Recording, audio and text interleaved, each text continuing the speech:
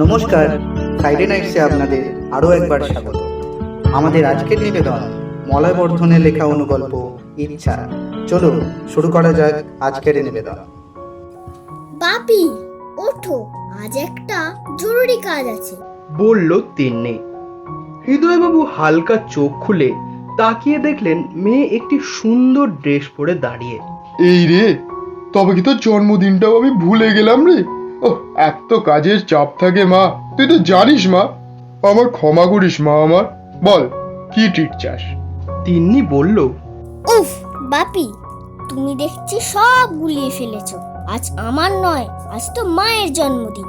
হৃদয়বাবু চটজলদি বিছানা ছেড়ে উঠে বললেন, এই রে, তোর মা ভীষণ রাগ করবে। চল চল, সবার আগে প্রথমে একটা সারপ্রাইজ গিফট কিনে আনি।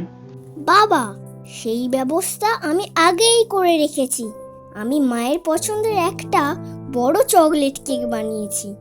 হৃদয়বাবু চমকে উঠে বললেন, এ কি করেছিস রে? কেক বানিয়েছিস? কে, রান্নার মাসি শেখালো? তিন্নি হেসে বলল, না গো বাপি, আমি নিজে নিজেই করেছি, ওই ইউটিউব দেখে। হৃদয়বাবু শুনে খুব খুশি হলেন। এরপর হৃদয়বাবু তৈরি হয়ে ডাইনিংয়ে গিয়ে দেখলেন তিন্নি কেকটি সুন্দর করে সাজিয়েছে। কেকের উপরে লেখা হ্যাপি বার্থডে টু মা। এরপর হৃদয়বাবু এবং তিন্নি দুজনেই একটি দেয়ালে টাঙানো ছবির সামনে হাত জোড়ো করে বলল, হ্যাপি বার্থডে টু ইউ। আজ 9 মাস হয়েছে তার স্ত্রী ও তিন্নির মা তাদের ছেড়ে পরলোকে চলে গিয়েছেন।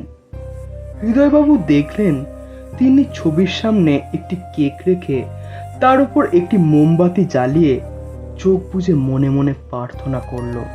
কিছুক্ষণ পরে তিন্নি কেকটি নিয়ে হৃদয়বাবুর হাতে ধরিয়ে দিয়ে বলল, বাপি, মাকে তুমি আগে খাইয়ে দাও। শেষ হলো আমাদের আজকের গল্প মলয় বর্ধনের লেখা ইচ্ছা। গল্প পাঠে ছিল অয়ন, হৃদয়বাবুর ভূমিকায় ছিল অভিক এবং তিন্নির ভূমিকায় ছিল অলিভিয়া। গল্পের সূত্রধর আমি আকাশ। স্বয়ং লেখক মলয় বর্ধনকে আমাদের পাশে পাওয়ায় আমরা ওনার কাছে আন্তরিকভাবে কৃতজ্ঞ। এইরকমই আরও আকর্ষণীয় গল্প শুনতে নজর রাখুন আমাদের ইউটিউব চ্যানেল ফ্রাইডে নাইটস।